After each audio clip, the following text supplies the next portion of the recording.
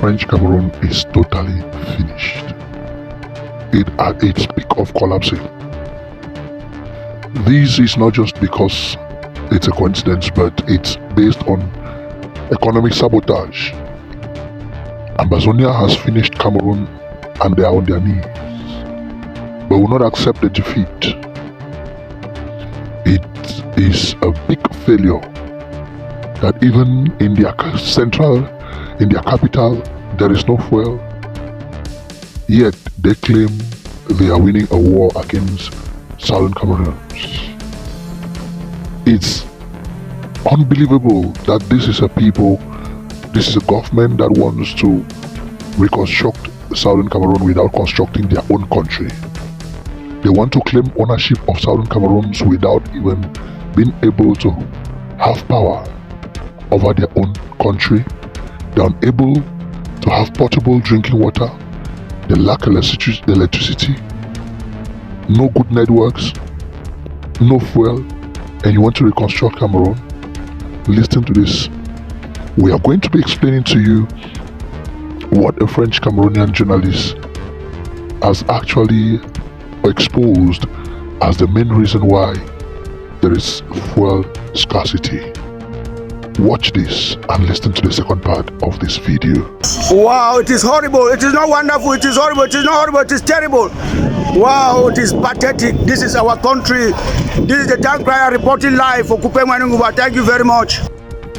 And on this video, a French Cameroonian journalist explains and exposes the secret behind the scarcity of fuel in French Cameroon. In his words, he says Cameroon owes the Total company with the sum of 134 billion CFA francs. And what happens? I know most of our citizens are not, they don't understand French, or better still, they are not French speaking. So that's why we want to explain part of this video to you before it plays on. The truth is, Total, which we know is one of the companies that supply fuels to Cameroon, actually has been, or in the past years, has always supplied fuel to Cameroon, and Cameroon pays later. At the point in which it is now, Cameroon can't pay the debt, and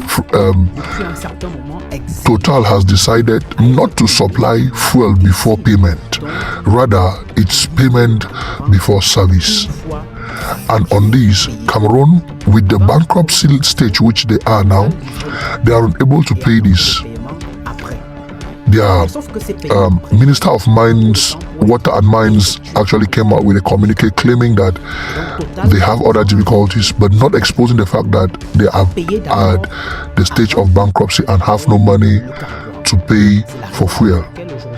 It's a disgrace that Cameroon can't, till now, refine and depend on their own fuel. Even though they are stealing the fuel from Southern Cameroons, they are still depending on other foreign companies to fuel, to pay fuel, to have access to fuel in their own country.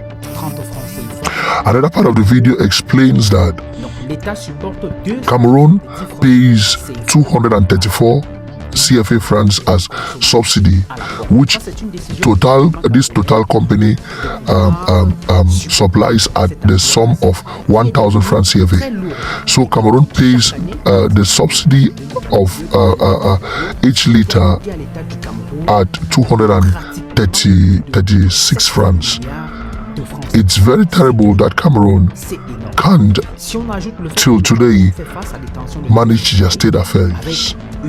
No fuel, no water, no electricity, no internet, no network, yet they claim ownership over Southern Cameroons. Ambazonia is gone, and gone for good. Cameroon, una finish, una fufu. There are a lot of popcorns waiting for you in Southern Cameroons. We will pop them out until they will go down on their knees and accept defeat. God bless you all. Make sure you share this video. Bye. Bonjour à tous. Depuis le week-end dernier, le Cameroun est plongé dans une pénurie de carburant. Une pénurie de carburant qui plombe l'activité économique dans notre pays et qui amène beaucoup de citoyens camerounais à se poser la question de savoir ce qui se passe. Malgré quelques communications du gouvernement qui dans un premier temps à travers la SCDP a démenti l'information il y a quelques jours, on a eu le communiqué du ministre de l'eau et de l'énergie qui essaie d'expliquer que cela est dû notamment aux intempéries océaniques et tout ce qu'on essaie de nous expliquer, mais en fait ce n'est pas ça le problème. Le problème c'est quoi? La pénurie observée aujourd'hui est due simplement à une cause. C'est que l'État du Cameroun doit 134 milliards de francs CFA aux importateurs, au premier rang desquels la Total. Au premier rang desquels Total, autant pour moi.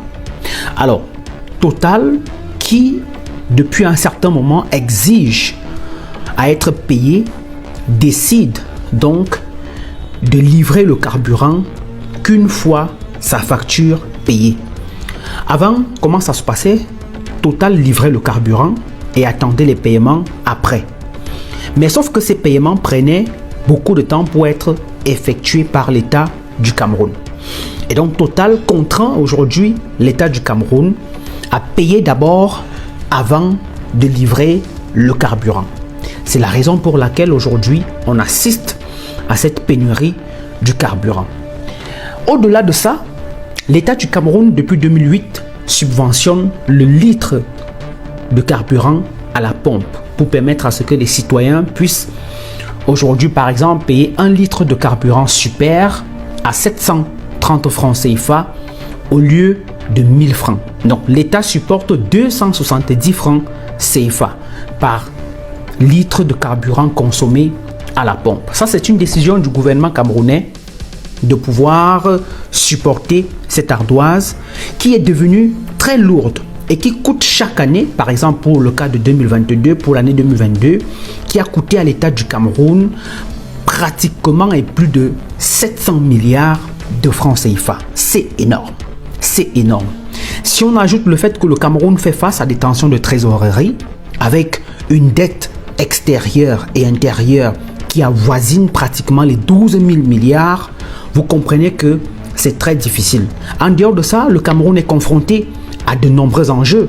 Vous avez la guerre dans le Nozo, ce n'est pas à négliger. Vous avez la guerre, notamment à l'extrême nord, qui avec des regains d'attaques et autres. Vous avez le Cameroun qui essaye de remonter son économie après la pandémie à Covid-19. Vous avez la crise liée aux OTS, aux enseignants. Vous avez de nombreuses autres crises. Et donc le Cameroun, face à cette situation, a ce qu'on appelle en économie une tension de trésorerie et donc ne peut plus tenir ses engagements à date. Et c'est ça qui aujourd'hui la cause de la pénurie de carburant que nous observons. Alors question, si on sait pertinemment qu'on fait face à cette difficulté financière, pourquoi est-ce que lorsqu'on a des disponibilités financières, on ne prend pas en compte le fait qu'il faudrait avoir des réserves, ne serait-ce que pour une semaine, pour que si on ne tient pas à nos engagements, que la réserve puisse prendre le relais pour ravitailler le marché local.